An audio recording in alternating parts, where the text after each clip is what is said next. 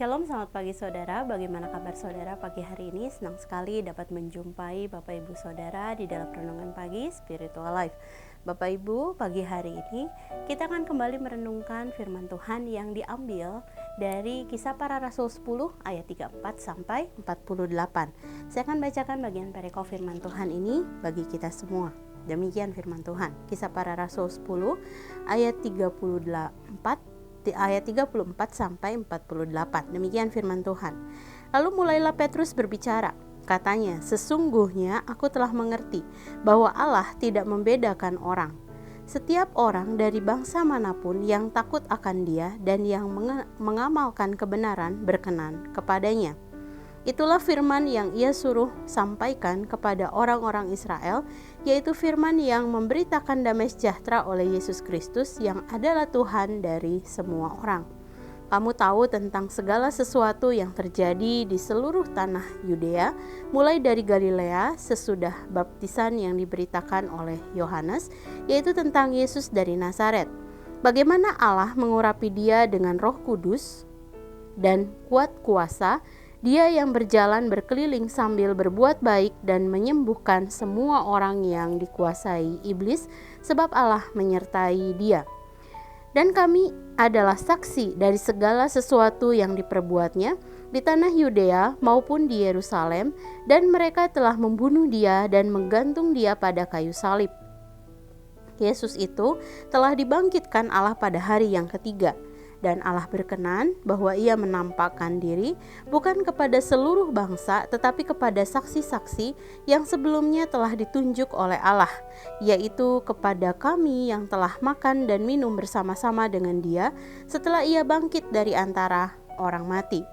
Dan Ia telah menugaskan kami memberitakan kepada seluruh bangsa dan bersaksi bahwa Dialah yang ditentukan Allah menjadi hakim atas orang-orang hidup dan orang-orang mati. Tentang Dialah semua nabi bersaksi bahwa barang siapa percaya kepadanya, ia akan mendapat pengampunan dosa oleh karena namanya. Ketika Petrus sedang berkata demikian, turunlah Roh Kudus ke atas semua orang yang mendengarkan pemberitaan itu. Dan semua orang percaya dari golongan bersunat yang menyertai Petrus tercengang-cengang karena melihat bahwa karunia Roh Kudus dicurahkan ke atas bangsa-bangsa lain juga. Sebab mereka mendengar orang-orang itu berkata-kata dalam bahasa roh dan memuliakan Allah. Lalu kata Petrus, bolehkah orang mencegah untuk membaptis orang-orang ini dengan air, sedangkan mereka telah menerima Roh Kudus sama seperti kita? Lalu ia menyuruh mereka dibaptis dalam nama Yesus Kristus. Kemudian mereka meminta Petrus supaya ia tinggal beberapa hari lagi bersama-sama dengan mereka. Dan renungan pada pagi hari ini merupakan bagian ketiga dari Petrus dan Kornelius. Bapak Ibu Saudara sekalian, Kisah Para Rasul 10 ayat 34 sampai 38 yang termasuk ke dalam kisah tentang Petrus dan Kornelius. Pada bagian ini diceritakan bahwa Petrus kembali memberitakan atau memberikan kesaksian tentang kehidupan Yesus Kristus, mulai dari pelayanannya, kematian dan kebangkitannya. Ia memulai khotbahnya dengan memberikan kesaksian bahwa secara pribadi ia benar-benar menyadari bahwa melalui kematian dan kebangkitan Yesus Kristus, Allah tidak pilih kasih. Maksudnya adalah bahwa keselamatan yang Allah sediakan melalui kematian anaknya di kayu salib adalah bagi semua orang, dan bukan hanya orang-orang Yahudi saja. Hal ini dinyatakan Petrus sebab ia sedang bersama-sama dengan Kornelius, seorang yang saleh dan takut akan Tuhan, tetapi berasal dari bangsa non-Yahudi. Dan setelah Petrus mengabarkan Injil keselamatan, banyak orang yang mendengar hal tersebut menjadi percaya dan kemudian meminta diri untuk dibaptis air. Saudara, kesaksian Petrus merupakan teladan dan dari bagaimana seharusnya seorang percaya bersaksi. Sebab kesaksian Alkitabiah adalah kesaksian yang memusatkan seluruh pemberitaan pada pribadi dan karya Yesus, kepada siapa Yesus dan apa yang sudah Yesus lakukan bagi semua orang dan bukan tentang diri sendiri. Hanya pada saat ini banyak orang percaya yang memberikan kesaksian yang berpusat pada diri sendiri atau cenderung berisikan kata saya, dan saya. Padahal sesungguhnya pusat kesaksian kita seharusnya adalah Yesus Kristus. Hal ini berarti dalam kesaksian kita dapat memberitahu orang-orang tentang hal-hal yang indah tentang Tuhan dan tentang bagaimana Dia dapat mengubah kehidupan kita.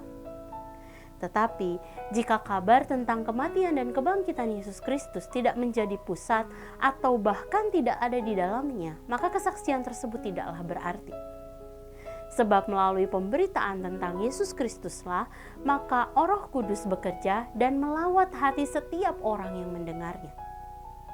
Oleh sebab itu, marilah kita kembali memusatkan kesaksian kita atau pemberitaan Injil kita, bahkan khotbah-khotbah kita pada Yesus Kristus, Anak Allah yang telah bangkit dan menyelamatkan semua orang yang percaya kepadanya.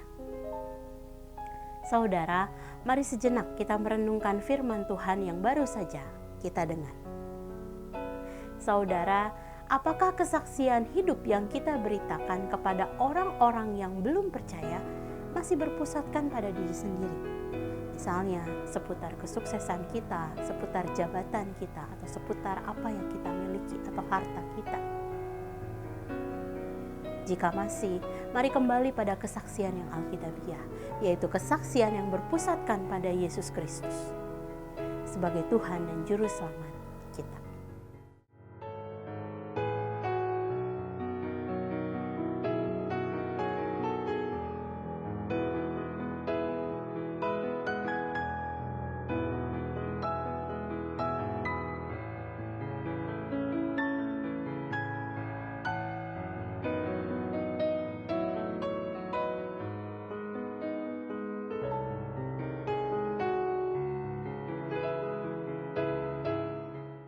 Demikian firman Tuhan pada hari ini. Mari kita berdoa. Tuhan, terima kasih satu hari Allah tambahkan dalam kehidupan setiap kami. Mari Tuhan, di dalam proses pengiringan kami akan Engkau, di dalam setiap kesempatan untuk kami bisa memberitakan Injil atau menyaksikan kebaikan Tuhan dalam kehidupan kami, atau bahkan menyampaikan renungan dan khotbah Tuhan. Mari kami rindu bahwa pusat daripada segala pemberitaan kami adalah Yesus Kristus, Anak Allah yang menyelamatkan kami dari hukuman maut. Karena itu Tuhan, mari terus urapi setiap kami Tuhan, perkataan-perkataan kami, hati kami Tuhan, motivasi kami, sehingga ketika kami melayani Engkau di dalam pemberitaan Injil Tuhan, kami atau di dalam kesaksian-kesaksian kami sungguh memberikan tempat yang pertama, rasa hormat kami kepada Yesus Kristus sebagai pusat pemberitaan. Terima kasih Tuhan, kami mau serahkan seluruh kehidupan kami di sepanjang hari ini dalam tangan kasih-Mu.